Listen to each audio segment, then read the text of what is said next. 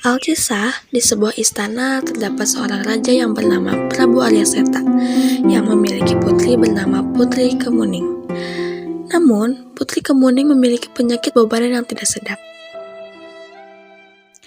Di suatu malam, saat raja sedang bersemadi, raja mendapatkan bisikan halus yang berbicara untuk menyembuhkan putrinya.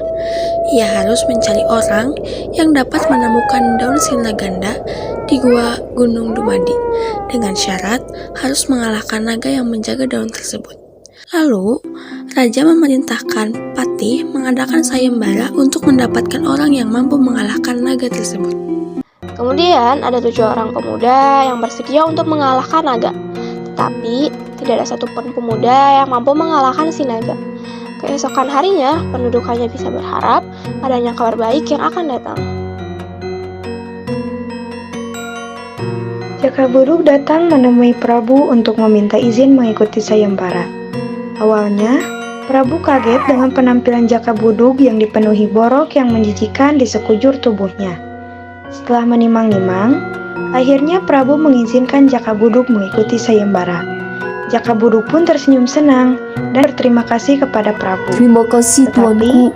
Jakabuduk meminta izin kembali. Izinkan hamba melihat keadaan Tuan Putri, Tuanku. Baiklah, kuizinkan kau melihat keadaan Tuan Putri. Menuju kamar Putri Kemuning. Prabu berbicara, ia datang dengan Jakabuduk, yaitu peserta sayembara yang ingin melihat keadaan putrinya. Ketika Prabu mempersilahkan Jaka masuk ke dalam kamar, putrinya pun terkejut melihat keadaan Jaka.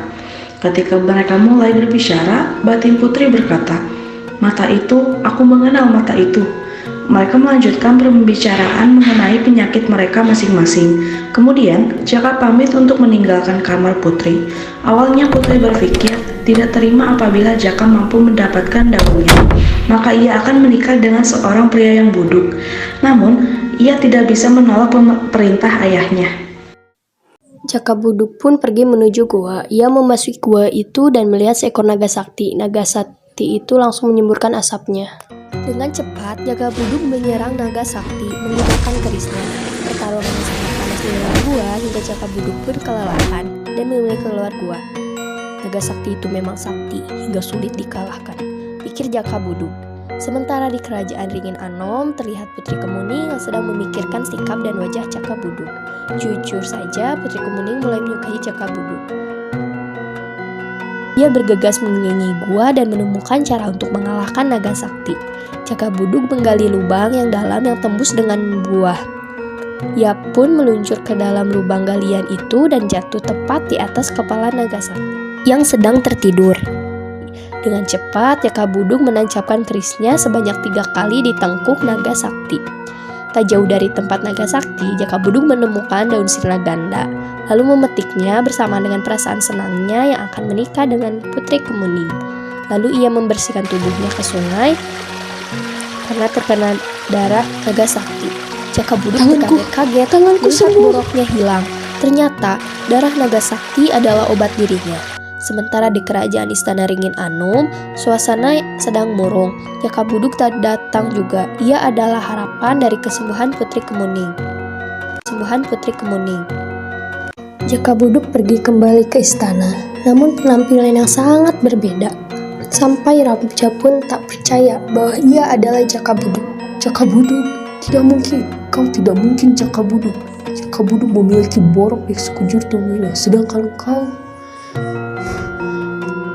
Prabu Aryaseta tidak dapat meneruskan perkataannya. Ia hanya bisa mengamati pemuda itu dengan seksama. Raut wajah yang sepertinya ia kenali. Hamba benar Jakabuduk, Tuan. Hamba dulu pernah kemarin meminta izin Tuan untuk mengikuti sayembara. Hamba juga meminta izin kepada Tuan untuk melihat keadaan Tuan Putri. Apakah Tuan ingat? Jakabuduk menceritakan dari awal ia meminta izin kepada Prabu Arya hingga perjuangan ia mengalahkan naga sakti secara terperinci. Hal itu membuat Prabu terkesima dengan kisah yang diceritakan benar-benar terperinci.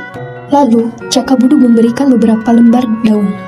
Semoga daun sirna ganda ini mampu menyembuhkan penyakit Tuan Putri.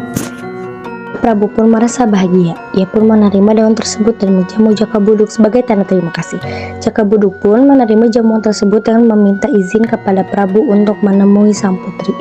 Setelah sang Prabu memberitahukan bahwa Jakabuduk berhasil membawa daun tersebut kepada sang putri, putri mempersilahkan Jakabuduk untuk menemuinya. Mata itu mata yang dikenalnya. Awalnya, putri tidak percaya bahwa itu Jakabuduk. Akan tetapi setelah Jakabuduk menjelaskan bagaimana penyakitnya bisa sembuh, Putri Kemuning pun tersenyum. Dengan melihat mata dan senyuman Jakabuduk, Putri Kemuning pun percaya bahwa itu adalah Jakabuduk.